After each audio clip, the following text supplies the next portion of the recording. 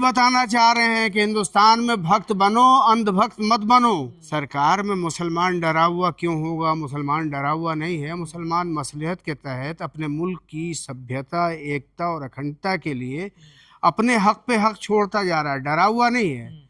ये 40-35 करोड़ आबादी है, इसको कोई डरा नहीं सकता, ना मार सकता है। मुसलमान अपने देश से मोहब्बत करने की सजा भुगत रहा है। पाकिस्तान नहीं गए, हमारा दीन छीना जा रहा है, धर्म छीना जा रहा है। ये जान से भी ज्यादा बड़ी चीज है, घर से भी ज्यादा बड़ी चीज है, दौलत से भी ज्यादा बड़ी चीज है। हो जाएगा, लेकिन वंदे मातरम से आपको परहेज रहता है हमेशा। असल में ये वो है कि मुसलमान तो नहीं बोलेगा, क्योंकि इस अबुल कलाम आजाद कांग्रेस के अध्यक्ष थे और उन्होंने शुरुआत कराई थी कांग्रेस ने ही। नहीं, कांग्रेस ने शुरुआत कराई, मौलाना अबुल कलाम आज़ाद अध्यक्ष थे, वो जाने। लेकिन हम मिट्टी की पूजा नहीं कर सकते, हम खुदा ही की पूजा करेंगे, चाहे उसमें हम मुल्क में ज़िंदा रहें या हमें लाइन से लगा के गोली मार दी जाए। तो ये भी कह रहे हैं कि जो शुरुआत के 2 अशार हैं उसको कहने में कोई गुरेज नहीं, जिसमें अगर शरई एतबार से शिरक नहीं पाया जाए तो उलमा के सामने वो चीज़ लाई जाए, उलमा बैठे हैं, सेमिनार कराया जाए। अगर उसमें शिरक नहीं है तो हमें कोई एतराज़ नहीं हो। लेकिन कानून बनते हैं टूटने के लिए। इस हुकूमत ने कानून बनाया जबरी, और दूसरे अक्लमंद लोग आएंगे वो इसको डिले कर। कानून नहीं मानेंगे? नहीं, हम कानून ना मानने की बात नहीं कर रहे हैं, हम ये कह रहे हैं जबरन कानून बना दिया गया तो वो जरूरी थोड़ी से पास हुआ ना सर। मेरे भाई, बात आपकी जायज़ है, लेकिन ज़रूरी नहीं ये कानून हमेशा के लिए रहे। हो सकता है इसको दूसरी हुकूमत आगे अक्लमंद लोग आए और डिले कर दें। पर अब तो कंपलसरी कर देना गवर्नमेंट ने देगी। बहरहाल हम कानून का एहतराम करते हैं, सदन का एहतराम करते हैं, लेकिन हमारी भी तो हिंदुस्तान के ही हैं हम, हमारी भी तो बात माननी होगी। इतना फोर्स क्यों कर रही है? क्या इसके पीछे क्या मकसद है? असल में कि मुसलमान का मसला ये है, वो मुशरिक नहीं है, शिरक नहीं कर सकता। वो चाहे किसी कम्युनिटी का हो, सुन्नी हो, वहाबी हो, देवबंदी हो, शिया हो, राफजी हो, वो शिरक नहीं कर सकता। तो बीजेपी का क्या अब सुन लो, मकसद है? हाँ। शिरक का मतलब मैं बताऊं कि एक अल्लाह के सिवा किसी और को पूजा के लायक मानना। हिंदुस्तान की हुकूमत अब आरएसएस के इशारे पे काम करती है, तो वही चाहती है कि मुसलमान शिरक में मुब्तला हो जाए ताकि इसका ईमान ही ना रहे। सिखों ने भी तो इसका बहिष्कार, हाँ, सिखों ने किया है, हम उनका इस्तकबाल करते हैं, चूँकि उनके धर्म में भी मूर्ति पूजा नहीं है। कुछ बौद्धिस्ट भी इसका विरोध कर रहे हैं। तो जो अक्लमंद आदमी होगा, जो सोचेगा मुल्क की सलामती के लिए, वो तमाम लोगों की साथ में लेके चलने की बात करेगा और ऐसे कानून की बात करेगा जिससे किसी को तकलीफ ना हो। हमने पिछले दिनों देखा वंदे मातरम के नाम पे लिंचिंग भी हुई, झगड़े भी हुए, सामने आए, तो क्या इसको भी बढ़ावा मिलेगा इन चीज़ों से? अब मैं समझता हूँ कि अगर हुकूमत चाहे तो इसको अभी डिले रखे और पार्लियामेंट बोर्ड की कमेटी को दे दिया जाए कि 35 करोड़ मुसलमानों का, 2-3 करोड़ सिखों का जिस पे विवाद है, और 143 करोड़ लोगों में से तकरीबन 40 करोड़ लोग उसकी मुखालफत कर रहे हैं, तो आप ऐसा कानून ना लाएं। सर अभी देख तो एक्सेप्ट कर लिया था ना आपने आज़ादी के बाद जी, तराना वतन तो एक्सेप्ट किया था आज़ादी के बाद। तराना वतन हमारे बुजुर्गों ने एक्सेप्ट किया था, लेकिन जिसमें शिरकिया कोई शेर नहीं था, वो शेर थे वो निकाल दिए गए थे। अच्छा, मतलब बदल दिया गया इस बार? क्या चीज़? तराना वतन बदल दिया गया, पूरा नहीं, पढ़ा गया। तराना वतन अब की पूरा पढ़ा गया और यही चीज़ हमें काबिल कबूल नहीं है। हम मुल्क का कानून मानने वाली कौम हैं, लेकिन मुशरिक नहीं बनना चाहेंगे। वो कानून के ज़रिए बनाया जाए या तराने के ज़रिए बनाया जाए, हम शिरक नहीं करेंगे। आप लोगों को जो है मुस्लिम नौजवानों को अवेयर कर रहे हैं, लेकिन मुस्लिम नौजवान आवाज़ उठाते हैं तो मार दिया जाता है। अभी देखिए अब्दुल का क्या हाल हुआ। अब देखिए, अब्दुल हो या अखलाक हो या अफरोज़ आलम हो, जो भी हो, जुनैद हो, एक लंबा सिलसिला है। अगर आप इसे तलाश करेंगे, मार दिया जाता है, मरवाने वाले कौन हैं? जब जस्टिस नहीं मिलेगा, इंसाफ नहीं मिलेगा, तो मारने वाला तो शेर हो जाएगा। गली का गुंडा भी बहुत बड़ा अपने आप को समझने लगता है। अगर वही कानून के दायरे में फंस जाए तो सब गुंडागिर्दी खत्म हो जाएगी। सर अब देश में एक अभियान चल रहा है कि 20 तारीख को जंतर मंतर पे जो हुआ, उसके बाद छोटे बच्चे जो हैं वो भी अब सड़कों पर आ गए हैं, वो भी शिक्षा की मांग कर। निकल कर आ गए। नहीं, जैन जी या जैन अल्फा, उनकी अपनी डिमांड्स होंगी, जायज़ डिमांड्स का हम मुखालफत नहीं करते, लेकिन अगर वो अपनी जायज़ डिमांड्स के अलावा कोई और बदतमीज़ी करने की कोशिश करते हैं जिससे देश को नुकसान होगा, नहीं वो कह रहे हैं टीचर नहीं है हमारे स्कूल में, हमारी तो स्कूल ये की तो छत जायज़ गिर रही मांग है। है, मांगनी चाहिए। हुकूमत को कल मान लेना चाहिए, इंडियन हुकूमत के पास कोई पैसा कम तो है नहीं, बहुत पैसा।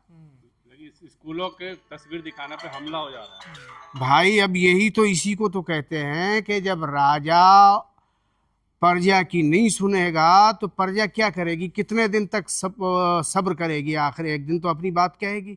बात कहने पे तलवार चला रहे हो आप। तो राजा को दिल बड़ा करना चाहिए, और इतना बड़ा करना चाहिए कि जो तालीम के, शिक्षा के केंद्र हैं और अस्पताल हैं, उनको तो इतना अच्छा कर देना चाहिए ताकि लोगों को कोई परेशानी ना हो। सर ये भी कहा जाता है कि सरकार में मुसलमान डरा हुआ है, ये सच है बात क्या सर?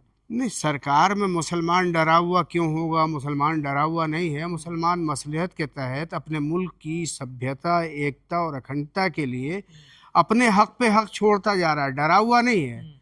ये 40-35 करोड़ आबादी है, इसको कोई डरा नहीं सकता, ना मार सकता है। ये और बात है कि वो कानून बना बना के हमारे हक छीन रहे हैं, तो ये भी नुकसानदेह है मुल्क के लिए। बुलडोजर बड़ा मुद्दा रहा पिछले दिनों।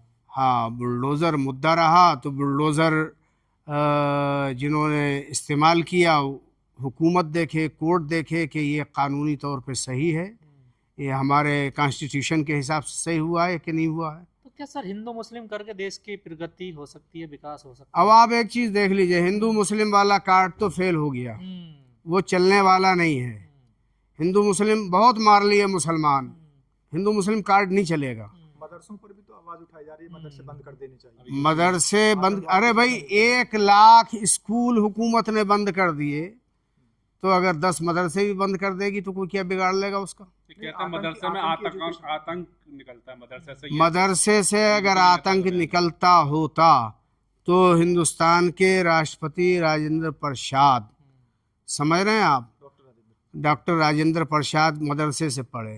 रघुपति सहाय, बिस्मिल, ये बड़े बड़े शायर, फिराक गोरखपुरी वगैरह, ये मदरसे से पढ़ने वाले लोग हैं, जो मौलाना लोगों से जिन्होंने उर्दू, फ़ारसी, अरबी पढ़ी। और उससे पहले वो राजा राम मोहन राय ने पूरी तालीम मदरसे से हासिल की। तो अगर यहाँ शिक्षा के केंद्रों में अगर आप उंगली उठाएंगे कि यहाँ से आतंकवाद पैदा होता है किसी समुदाय विशेष के हवाले से, तो मैं समझता हूँ कि आप फिर अच्छे राजनेता भी नहीं हैं, अच्छे हिंदुस्तानी भी नहीं हैं। तो टारगेट किया जाता है कि हमेशा मुसलमानों को ही सिर्फ? नहीं, तो उसका सबब है नरम चारा इस वक्त मुसलमान है, नरम चारा इस वक्त मुसलमान है। आपको क्या लगता है क्यों टारगेट करते हैं मुस्लिमों को? मुसलमान को इसलिए टारगेट करते हैं कि मुसलमान अपने देश से मोहब्बत करने की सज़ा भुगत रहा है। पाकिस्तान नहीं गए, हिंदुस्तान में को अपना वतन मान लिया, तो ये देश से मोहब्बत करने की सज़ा भुगत रहा है। अगर इसने भी पाकिस्तान चला गया होता तो कोई बात नहीं थी। अब इतना ही बड़ा थोड़े होता पाकिस्तान अगर सब जाते तो। 14 से पहले सजा नहीं भुगत रहे थे? 2014 से पहले नहीं, 2014 से पहले भी सजाएं भुगती है। मैं तो सच्ची बात कहूँगा, कांग्रेस ने 50,000 फसाद दिए हमें, बीजेपी उसने फसाद दिए, कत्ल किया हमारा। मलियाना, हाशिमपुरा, मेरठ, मुजफ्फरनगर, बरेली, मुरादाबाद, भागलपुर, बम्बे, ये ऐसे बड़े बड़े हमें दिए फसाद, लेकिन उसमें हमारी जान मारी गई, माल लूटा गया, घर जलाए गए, उससे नुकसान नहीं हुआ हमारा। अब हमारा दीन छीना जा रहा है, धर्म छीना जा रहा है। ये जान से भी ज़्यादा बड़ी चीज़ है, घर से भी ज़्यादा बड़ी चीज़ है, दौलत से भी ज़्यादा बड़ी चीज़ है। इदारों पर हमला है। भाई आप किसी की पहचान छीनेंगे, मजहब छीन लेंगे, तो उसके बाद बचेगा क्या? ये औलाद रह गई, ये तो शराबी जुआरी बन जाएगी, नशेड़ी बन जाएगी, जब उसे दीन ही पता नहीं होगा तो। इस तरीके से जौहर यूनिवर्सिटी को लेकर के मामला चला है, और बाद में बहुत सारी यूनिवर्सिटी हैं जो मुस्लिम यूनिवर्सिटी हैं, क्या उन पर भी निशाना साधने की कोशिश होगी? असल क्या है, जब वो अक्ल ख़राब होती है तो फैसले भी गलत आते हैं। जब कोई भी हो, वो हिंदू हो या मुसलमान हो, किसी भी तालीम गाह को, दानिशकदे को, किसी भी शिक्षा के केंद्र को वो मुसलमान ख़त्म करे, ईसाई ख़त्म करे, सिख ख़त्म करे, हिंदू ख़त्म करे, तो मैं उसे देश का वफ़ादार नहीं जानता। समाज को आज के ऐवान गालिब के इस प्रोग्राम के ज़रिए से पहली बात तो ये कि हम 80वें आज़ादी के सालाना वर्षगांठ की मुबारकबाद देना चाहेंगे, ताकि हमारा मुल्क फले फूले, हमें और आपको सबको आज़ादी मुबारक हो। दूसरा ये है कि आज जो मुस्लिम नौजवान अपने इतिहास से दूर हो रहा है, अपनी तारीख़ से गाफिल हो रहा है, तो वो जुड़े इससे, ताकि उसे तारीख़ पता हो कि हमारे पुरखों ने, पूर्वजों ने, हमारे बुज़ुर्गों ने हिंदुस्तान की आज़ादी में क्या किरदार अदा किया और कैसे हिंदुस्तान की आज़ादी का मूवमेंट आगे बढ़ा, कैसे मुसलमानों के साथ हिंदू मुस्लिम सब आए। वो और बात है कि 1910 के बाद फिर गांधी जी को क़यादत सौंप दी गई और मुस्लिम आहिस्ता आहिस्ता पीछे किए जाते लेकिन ये रहे। कहा जाता है मान यहाँ पर थे क्रांतिकारी स्वतंत्रता संग्राम सेनानी, वो तो पाकिस्तान चले गए थे। नहीं, ऐसा है, जिनको बराबर 1910 के बाद टार्चर किया गया वो चले गए, लेकिन जिनको मौलाना आज़ाद जैसे हो गए, कर्नल शाहनवाज हो गए, और बहुत से लोग थे जो नेहरू के साथ थे, मौलाना आज़ाद के साथ थे, मौलाना गांधी जी के साथ थे, और मौलाना अबुल कलाम आज़ाद। गांधी जी के साथ में जो थे मौलाना अली जौहर, उनके लिए तो यूपी के मुख्यमंत्री योगी आदित्यनाथ कह रहे हैं कि वो तो आज़ादी बंटवारे खिलाफ के थे। बंटवारे हम